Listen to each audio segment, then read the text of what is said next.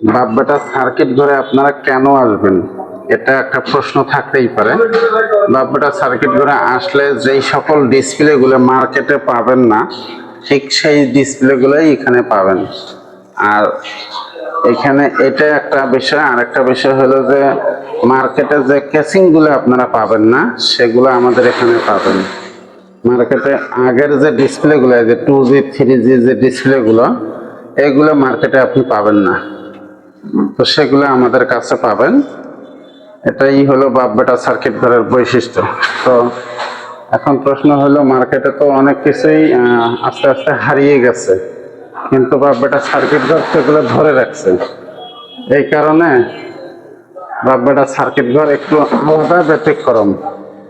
এছাড়া আপনারা চাইলে অন্য কোথাও যেতে পারেন, কিন্তু ওই যে বললাম কেন আসবেন বাপ বেটা সার্কিট ঘরে, সেটা হলো বৈশিষ্ট্য আলাদা।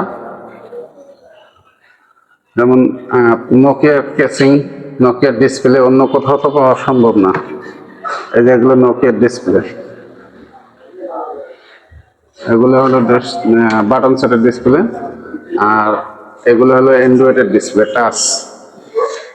টাচের ব্যাটারি, মানে টাচ সেটের ব্যাটারি অনেক আছে, যদিও এটা অল্প কটা, কিন্তু এই যে এখানে অল্প কটা গোডাউন আছে, তো গোডাউনে আছে ইনশাল্লাহ, খুব ভালো।